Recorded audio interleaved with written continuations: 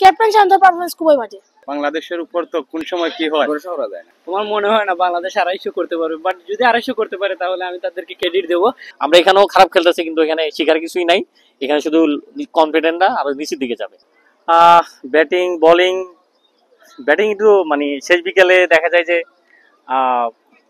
আমি খুশি এই কারণে যে শেষ বিকেলে 3-4টা উইকেট পড়ে যায়। আমার মনে হয় যে জিম্বাবুয়ে যদি ক্যাচ না মিস করতে পারে 3-4টা হয়ে যেত।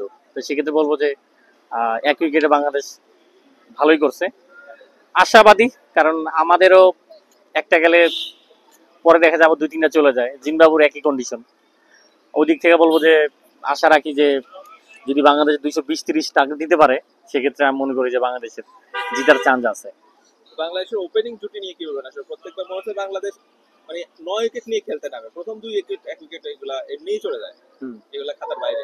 আসলে ভাই আমি অত ভিতরে যেতে চাই না, দর্শকের জায়গায় থাকি। তা এটা নিয়ে আপনারা আলোচনা করবেন। তবে এই যেটা দর্শকের কথা বলেন, আজকে যেমন ধরেন মানে কুমিল্লা থেকে 2টা গাড়ি বাস ভরে পিকনিক আইছে, পিকনিকের দর্শক আইছে খেলা দেখতে নিকা। তা তারা বলতেছিল ভাই আমরা যদি না আসতাম মাঠে 2 গাড়ি বাস ভরা, তাহলে কিন্তু মাঠে মানে দর্শকই খুঁজে পাওয়া যেত না। আসলে ঘটনা সত্য যে ওই 2 গাড়ি পিকনিকের লোক যদি মাঠে না আসতো, দর্শকই দেখা যেত না। তো সেদিক দিয়ে আসলে খুবই দুঃখজনক। তবে সাকিব ভাই তামিম ভাইয়ের যেটা প্রভাব, সেটা আসলে অলরেডি পড়ে গেছে। কারণ অন্তত কিছু দর্শক আছে তাদেরকে দেখার জন্য, সাকিব আল হাসানকে দেখার জন্য। সেই দর্শক কিন্তু আর আসবে না। আপনি মিস করেন তাদেরকে? অবশ্যই, আমি তো মানে সবসময় মিস করি।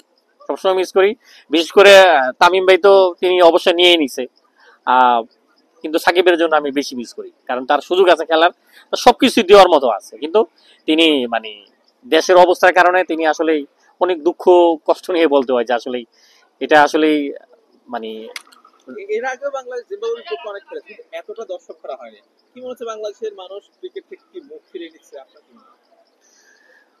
এই সময় বুঝতে হবে যে আইপিএল চলতেছে, পিএসএল চলতেছে, বা কিছু মানুষের কিন্তু এখন মানে শর্ট ভার্সনের খেলা কিন্তু বেশি মনোযোগ, বিশেষ করে টি-20। আবারও টিমটাকে জিম্বাবুয়ে। তবে আমি মানে ব্যক্তিগত মতামত যে আসলে বাস্তবতা মানতে হইব যে জিম্বাবুয়ের সাথে খেলা না রাখলেই পারে তারা। আমরাও টিম হিসাবে খারাপ, কিন্তু জিম্বাবুয়ের সাথে হারার পরে বাংলাদেশের কনফিডেন্স লেভেলটা কোথায় যাবে? আর আন্তর্জাতিক মিডিয়াতে বাংলাদেশে কি পরিমাণ ধইব? আজকে অস্ট্রেলিয়া, ইংল্যান্ড এদের সাথে কিন্তু যত খারাপ ভাবে হারতেন অতটা কথা উঠতো না, কিন্তু জিম্বাবুয়ের সাথে হারলে কিন্তু একবারে মানে পতাশা আমরা ধুয়ে দিব। তা হয়তোবা জিম্বাবুয়ে আমাদের খারাপ সময় ছিল, কিন্তু মানে তার মানে এই বাস্তবতা মানতে হবে আপনাকে, খেলা মানে না রাখাই বেটার। আজকে দেখেন অনেক বড় বড় টিম তারা কিন্তু কখনোই জিম্বাবুয়েকে ডাকেও না, জিম্বাবুয়েকে এড়ায় যায়। এখন আমাদেরও খেলা নাই, ফাঁকা, সেই জন্য হয়তো বা ডাকছে।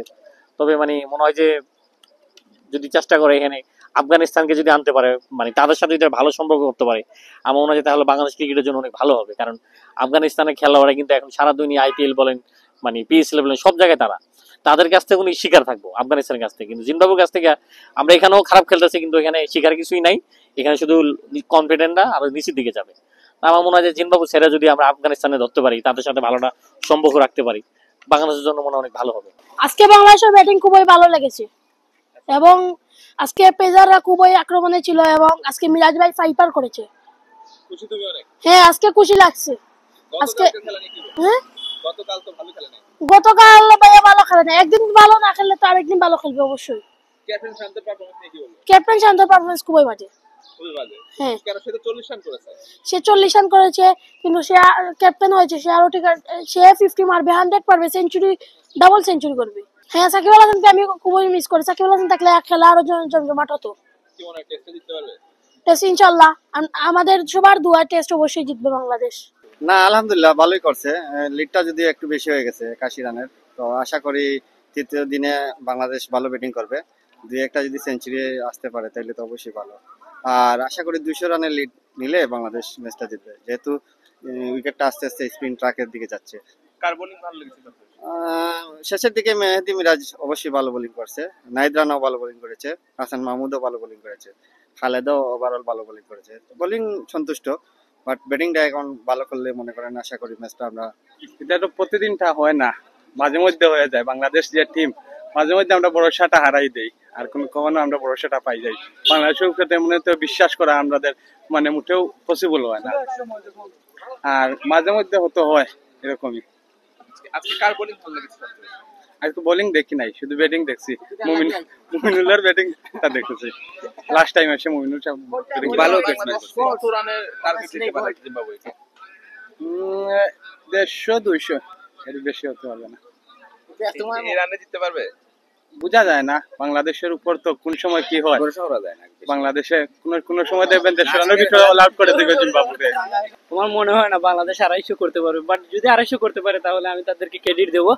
আর বাংলাদেশের খেলা অনেক আগ্রহ নিয়ে দেখতে আসে, বাট তারা হতাশ করে বারবার। আমরা চাই মমিনুল এবং মুশফিকুর রহিম তারা ভালো রান করুক। আর মুশফিকের যে জাস্ট মাইন্ড ব্লোয়িং যে একটা ব্যাটিং ছিল সেটা আমরা আবার দেখতে চাই। বোলিং নিয়ে কি বলবেন আজকে? বোলিং অসাধারণ, বিশেষ করে নাহিদ রানা, তার যে মাইন্ড ব্লোয়িং বোলিংটা সেটা আমাকে সব সময় মানে আকৃষ্ট করে খেলা দেখার জন্য। Thank you. আজকের খেলা কেমন লাগলো? হ্যাঁ, ভালোই লাগছে।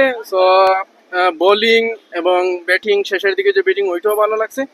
সো শেষের দিকে যে উইকেটটা একটাই পড়ছে আর যে পড়েনি, মানে এটা একটা ভালো দিক। সো আগামীকালকে যদি আমরা 200-250 রানের লিড দিতে পারি তাহলে আশা করা যায় আমরা ম্যাচটা উইন করবো। এবং ওভারঅল আজকে বোলিং এবং ব্যাটিং দুইটাই ভালো ছিল।